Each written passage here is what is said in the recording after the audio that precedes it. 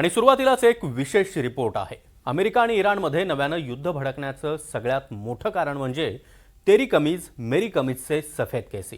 म्हणजे तुझा ड्रोन माझ्या अपाचे हेलिकॉप्टरपेक्षा शक्तिशाली कसा। अमेरिकेचं अपाचे हेलिकॉप्टर इराणच्या ड्रोननं पाडलं आणि ट्रम्पचा इगो दुखावला गेलाय।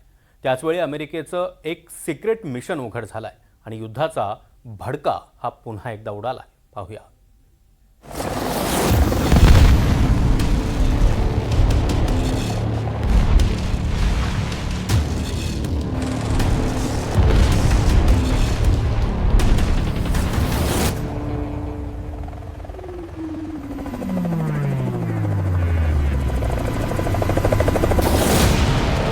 अमेरिकेच्या सिक्रेट मिशनचा पर्दाफाश आणि युद्धाचा पुन्हा भडका।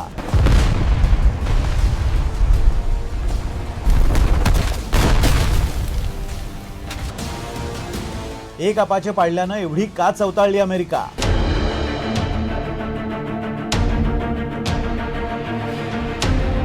अमेरिकेनं पुन्हा उगारली शस्त्र। इराण सुद्धा आरपारच्या लढाईला तयार।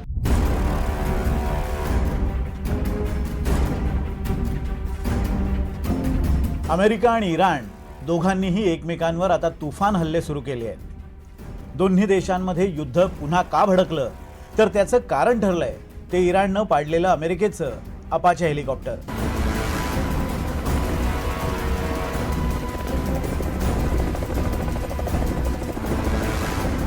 हॉर्मुझच्या खाडीवर घिरट्या घालणारं अमेरिकेचं हे अपाचे हेलिकॉप्टर, हे हेलिकॉप्टर म्हणजे अमेरिकेच्या एका सिक्रेट मिशनचा भाग होतं। इराणच्या शाहेद ड्रोननं अमेरिकेचं नेमकं हेच अपाचे हेलिकॉप्टर समुद्रात पाडलं। अमेरिकेच्या सिक्रेट प्लॅनचा त्यामुळे पर्दाफाश झाला आणि तिथूनच नव्यानं युद्धाला तोंड फुटलं। हॉर्मुझच्या खाडीतून जाणाऱ्या जहाजांना सुरक्षा देण्यासाठी अमेरिकेचं हे अपाचे हेलिकॉप्टर हॉर्मुझवर घिरट्या घालत होतं। या हेलिकॉप्टरनं सुरक्षा दिल्यामुळे 200 व्यापारी जहाजांनी हॉर्मुझची सामुद्रधुनी सुरक्षितरित्या पार केली। या सर्व जहाजांमधून 10 कोटी बॅरल्सपेक्षा जास्त तेलाची वाहतूक करण्यात आल्याचा अमेरिकेचा दावा आहे। इराणच्या ड्रोन आणि मिसाईल्सना चुकवून अमेरिकेचं हे अपाचे हेलिकॉप्टर हॉर्मुझमध्ये घिरट्या घालत होतं। इराणच्या शाहेद ड्रोननं हे हेलिकॉप्टर पाडल्यानंतर अमेरिकेचं सिक्रेट मिशन उघड झालं। इराणचा शाहीद ड्रोन थेट अमेरिकेच्या अपाच्या हेलिकॉप्टरच्या कॉकपिटमध्ये घुसला। मात्र सुदैवाने या ड्रोनचं वॉरहेड फुटलं नाही, त्यामुळे अपाच्यामधील दोन्ही पायलट बचावले। हेलिकॉप्टर समुद्रात कोसळण्याच्या स्थितीत असताना दोन्ही पायलटने हॉर्मुझच्या खाडीत उडी घेतली। यानंतर अमेरिकेने नेव्हीच्या सॉरोनेमिक कॉर्सियर या ऑटोनॉमस समुद्री ड्रोनची मोठी कामगिरी बजावल्याचं पाहायला मिळालं। या ड्रोननं कोणत्याही मानवी नियंत्रणशिवाय दोन्ही पायलटला समुद्रातून सुरक्षित बाहेर काढलं। ड्रोन तंत्रज्ञानाच्या मदतीने अशा प्रकारे जीव वाचवल्याची ही पहिलीच घटना असल्याचं सांगितलं जात आहे। या सगळ्या झटापटीत अमेरिकन नेव्हीचे 2 पायलट मात्र वाचले, पण 2 कारणांमुळे अमेरिका चवताळली। एक म्हणजे अमेरिकेचं सिक्रेट मिशन उघड झालं आणि दुसरं म्हणजे इराणच्या ड्रोननं अमेरिकेचं अपाचे हेलिकॉप्टर पाडलं। इराणच्या शाहेद ड्रोननं अमेरिकेचं जे अपाचे हेलिकॉप्टर पाडलं ते हेलिकॉप्टर अत्यंत शक्तिशाली समजलं जातं। अमेरिकेचं हे अत्याधुनिक हेलिकॉप्टर इराणनं समुद्रात बुडवून टाकलं। अमेरिकेचं हे AH-64 नावाचं अपाचे हेलिकॉप्टर म्हणजे जगातलं सगळ्यात खतरनाक अटॅक हेलिकॉप्टर आहे। 23,000 पाऊंड वजनाच्या या हेलिकॉप्टरचा ताशी 274 किलोमीटर इतका वेग आहे। या अपाचे हेलिकॉप्टरमध्ये 16 हेलफायर मिसाईल्स, 76 रॉकेट्स आणि चेन गन तैनात असतात। या हेलिकॉप्टरची किंमत तब्बल 50 मिलियन अमेरिकन डॉलर्स म्हणजे तब्बल 425 कोटी रुपये इतकी आहे। आणि हे हेलिकॉप्टर कुणी पाडलं तर इराणच्या फक्त 47 लाख रुपयाच्या ड्रोन्सनी। अमेरिकेचे हेलिकॉप्टर पाडल्यानंतर अमेरिकेने इराणवरती प्रतिहल्ले केले आणि त्यांचं पुष्कळ नुकसान केलं। त्यांच्या अँटी एअरक्राफ्ट डिफेन्स सिस्टीम, त्यांचे बेसेस, मिसाईल साईट्स वगैरे, त्याला प्रत्युत्तर म्हणून इराणनी पुन्हा गल्फ ऑफ हॉर्मुझ ही बंद केली आणि त्यांनी अमेरिकेचे जे बेसेस आखाती देशांमध्ये आहेत त्याच्यावरती त्यांनी पुष्कळ फायर करून त्यांचं नुकसान केलं। तर यामुळे आता हे जे युद्ध आहे याचं महायुद्धामध्ये परिवर्तन होऊ शकतं का हा प्रश्न विचारला जातोय।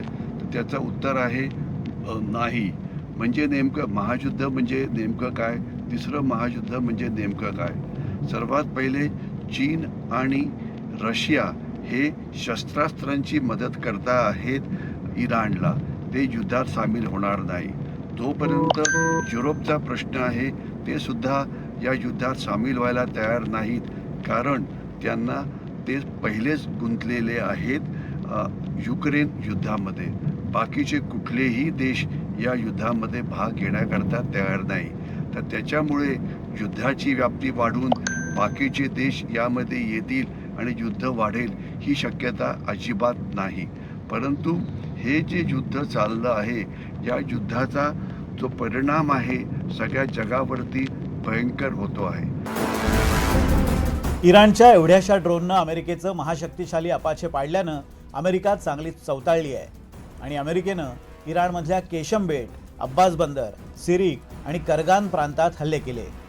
मोठ्या प्रमाणात बॉम्ब वर्षाव झाला. त्याला प्रत्युत्तर म्हणून इराणनं कुवेतमधल्या अली अल सलेम, अहमद अल जाबेर या एअरबेसवर ड्रोन हल्ले केले.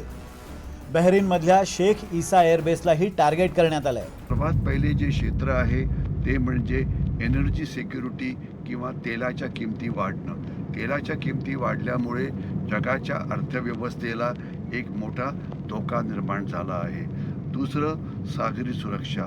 सागरी सुरक्षा सध्या अत्यंत खराब झालेली आहे आणि कुठलेही देश आपला जो नॉर्मल व्यापार करायचा आहे गल्फ ऑफ होर्मुझमधून किंवा गल्फ ऑफ बार्बेल मांडेपमधून किंवा इतर ठिकाणी ते करणं त्यांना कठीण झालेलं आहे. व्यापारी जहाजांच्या किमती वाढलेल्या आहे, त्यांचं इन्शुरन्स जास्त वाढलेलं आहे. त्याच्यामुळे आयात आणि निर्यात ही याच्यावरती मोठा ताण पडतो आहे आणि सगळ्या जगाचा 80-85% व्यापार जो समुद्रातनं होतो त्याच्यावरती ताण पडतो आहे. याच्याशिवाय जी हवाई वाहतूक आहे त्यांचे रस्ते वेळोवेळी बदली करावी लागतात आणि त्याच्यामुळे त्यांना लांबचे रस्ते घ्यावे लागतात. तर याच्यामुळे जगाच्या हवाई व्यवस्थेवरती सुद्धा मोठ्या प्रमाणात ताण पडतो आहे. या नव्यानं भडकलेल्या युद्धात इराणनं पुन्हा त्यांच्या भात्यातील शक्तिशाली हत्यार काढलंय, ते म्हणजे हॉर्मुझची खाडी. इराणनं पुन्हा एकदा हॉर्मुझची खाडी बंद करून टाकली आहे. एक जरी जहाज हॉर्मुझच्या खाडीतून गेलं तर त्यावर थेट हल्ला करण्यात येईल असा इशारा इराणनं दिलाय. अमेरिका ऐकायला तयार नाही आहे. इराण सुद्धा माघार घेत नाही आहे. हॉर्मुझ बंद झालं तर भारतात येणाऱ्या तेलाचा मार्गही बंद होणार आहे आणि या सगळ्यात पुन्हा एकदा जगभरात तेलाची वाट लागणार आहे. अर्थव्यवस्था कोसळेल आणि महागाई आकाशापर्यंत भिडेल. Bureau report, NDTV Marathi, Mumbai.